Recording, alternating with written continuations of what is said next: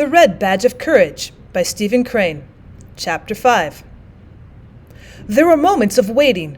The youth thought of the village street at home before the arrival of the circus parade on a day in the spring. He remembered how he had stood, a small, thrillful boy, prepared to follow the dingy lady upon the white horse or the band in its faded chariot. He saw the yellow road, the lines of expectant people, and the sober houses. He particularly remembered an old fellow who used to sit upon a cracker box in front of the store and feigned to despise such exhibitions. 1,000 details of color and form surged in his mind. The old fellow upon the cracker box appeared in middle prominence. Someone cried, "Here they come!" There was rustling and muttering among the men. They displayed a feverish desire to have every possible cartridge ready to their hands. The boxes were pulled around into various positions and adjusted with great care. It was as if 700 new bonnets were being tried on. The tall soldier, having prepared his rifle, produced a red handkerchief of some kind. He was engaged in knotting it about his throat with exquisite attention to its position, when the cry was repeated up and down the line in a muffled roar of sound. "Here they come! Here they come!" Gunlocks clicked. Across the smoke-infested fields came a brown swarm of running men who were giving shrill yells.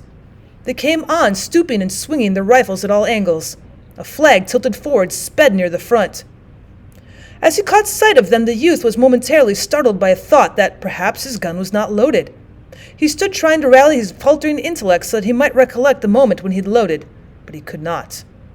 A hatless general pulled his dripping horse to a stand near the colonel of the 304th. He shook his fist in the other's face. "You've got to hold them back," he shouted savagely. "You've got to hold them back!"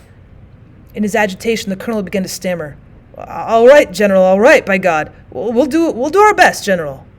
The general made a passionate gesture and galloped away. The colonel, perchance to relieve his feelings, began to scold like a wet parrot.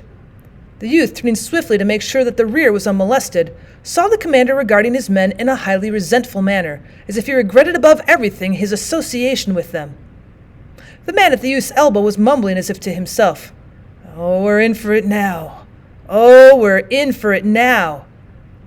The captain of the company had been pacing excitedly to and fro in the rear. He coaxed in his schoolmistress fashion as to a congregation of boys with primers. His talk was an endless repetition. "Reserve your fire, boys. Don't shoot till I tell you. Save your fire. Wait till they get close up. Don't be damned fools."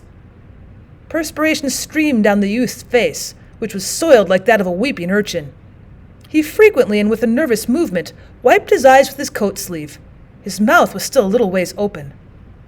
He got the one glance at the foe swarming field in front of him and instantly ceased to debate the question of his piece being loaded. Before he was ready to begin, before he announced himself that he was about to fight, he threw the obedient, well-balanced rifle into position and fired a first wild shot. Directly he was working at his weapon like an automatic affair.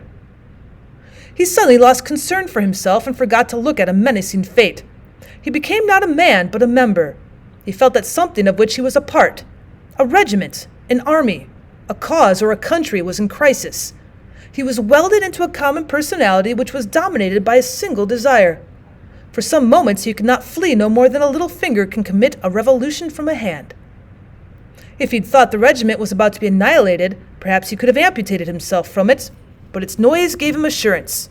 The regiment was like a firework that, once ignited, proceeds superior to circumstances until its blazing vitality fades. It wheezed and banged with a mighty power. He pictured the ground before it as strewn with the discomfited. There was a consciousness always of the presence of his comrades about him. He felt the subtle battle brotherhood, more potent even than the cause for which they were fighting. It was a mysterious fraternity born of the smoke and danger of death. He was at a task. He was like a carpenter who has made many boxes, making still another box. Only there was furious haste in his movements. He in his thoughts was careering off in other places, even as the carpenter who as he works whistles and thinks of his friend or his enemy, his home or saloon. And these jolted dreams were never perfect to him afterward, but remained a mass of blurred shapes. Presently he began to feel the effects of the war atmosphere, a blistering sweat, a sensation that his eyeballs were about to crack like hot stones. A burning roar filled his ears. Following this came a red rage. He developed the acute exasperation of a pestered animal, a well-meaning cow worried by dogs. He had a mad feeling against his rifle, which could only be used against one life at a time. He wished to rush forward and strangle with his fingers. He craved a power that would enable him to make a world-sweeping gesture and brush all of it back. His impotency appeared to him and made his rage into that of a driven beast. Buried in the smoke of many rifles, his anger was directed not so much against the men whom he knew were rushing toward him, as against the swirling battle phantoms which were choking him, stuffing their smoke robes down his parched throat. He fought frantically for respite, for his senses, for air, as a babe being smothered attacks the deadly blankets. There was a blare of heated rage mingled with certain expression of intentness on all faces. Many of the men were making low-toned noises with their mouths, and these subdued cheers, snarls, imprecations, and prayers made a wild, these subdued cheers and snarls and imprecations and prayers made a wild and strange and chant-like with the resounding chords of the war march. The man at the youth's elbow was babbling, and in it there was something soft and tender like the monologue of a babe. The tall soldier was swearing in a loud voice. From his lips came a black procession of curious oaths. Of a sudden, another broke out in a querulous way like a man who has mislaid his hat. "Well, why don't they support us? Why don't they send supports? Do they think—" The youth in his battle sleep heard this as one who dozes hears. There was a singular absence of heroic poses. The men bending and surging in their haste and rage were in every impossible attitude. The steel ramrods clanked and clanged with incessant din as the men pounded them furiously into the hot rifle barrels.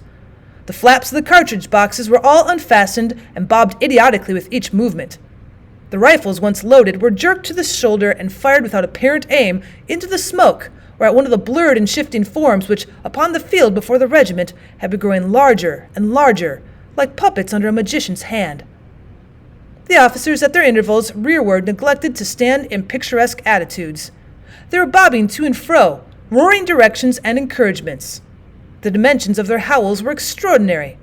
They expended their lungs with prodigal wills, and often they nearly stood upon their heads in their anxiety to observe the enemy on the other side of the tumbling smoke.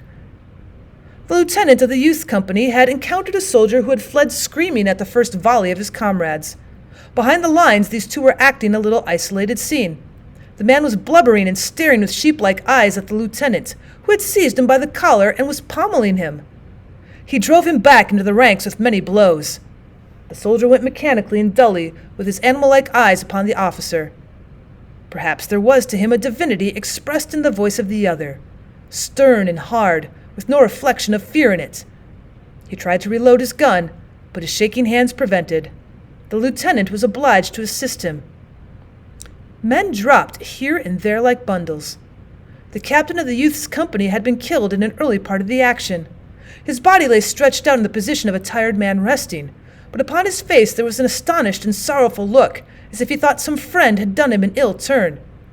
The babbling man was grazed by a shot that made the blood stream widely down his face. He clapped both hands to his head. "Oh," he said, and ran. Another grunted suddenly as if he'd been struck by a club in the stomach. He sat down and gazed ruefully. In his eyes there was a mute, indefinite reproach. Farther up the line, a man standing behind a tree had his knee joint splintered by a ball. Immediately he dropped his rifle and gripped the tree with both arms. And there he remained, clinging desperately and crying for assistance that he might withdraw his hold upon the tree. At last an exultant yell went along the quivering line. The firing dwindled from an uproar to a last vindictive popping. As the smoke slowly eddied away, the youth saw that the charge had been repulsed. The enemy were scattered into reluctant groups. He saw a man climb to the top of the fence, straddle the rail, and fire a parting shot. The waves had receded, leaving bits of dark debris upon the ground. Some in the regiment began to whoop frenziedly. Many were silent. Apparently they were trying to contemplate themselves. After the fever had left his veins, the youth thought at last he was going to suffocate. He became aware of the foul atmosphere in which he had been struggling. He was grimy and dripping like a laborer in a foundry. He grasped his canteen and took a long swallow of the warm water. A sentence with variations went up and down the line. "Well, we've dealt them back. We've helped them back, derned if we haven't." The men said it blissfully, leering at each other with dirty smiles. The youth turned to look behind him and off to the right. and off to the left. He experienced the joy of a man who at last finds leisure in which to look about him.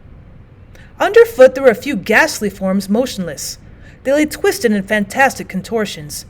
Arms were bent and heads were turned in incredible ways. It seemed that the dead men must have fallen from some great height to get into such positions. They looked to be dumped out upon the ground from the sky. From a position in the rear of the grove, a battery was throwing shells over it. The flash of the guns startled the youth at first. He thought they were aimed directly at him. Through the trees he watched the black figures of the gunners as they worked swiftly and intently. Their labor seemed a complicated thing. He wondered how they could remember its formula in the midst of confusion. The guns squatted in a row like savage chiefs. They argued with abrupt violence. It was a grim powwow. Their busy servants ran hither and thither. A small procession of wounded men were going drearily toward the rear. It was a flow of blood from the torn body of the brigade. To the right and to the left were the dark lines of other troops. Far in front he thought he could see lighter masses protruding in points from the forest. They were suggestive of unnumbered thousands. Once he saw a tiny battery go dashing along the line of the horizon. The tiny riders were beating the tiny horses. From a sloping hill came the sound of cheerings and clashes. Smoke welled slowly through the leaves. Batteries were speaking with thunderous oratorical effort. Here and there were flags, the red and the stripes dominating. They splashed bits of warm color upon the dark lines of the troops. The youth felt the old thrill at the sight of the emblems. They were like beautiful birds, strangely undaunted in a storm. As he listened to the din from the hillside, to a deep pulsating thunder that came from afar to the left, and to the lesser clamors which came from many directions, it occurred to him that they were fighting too, over there, and over there, and over there.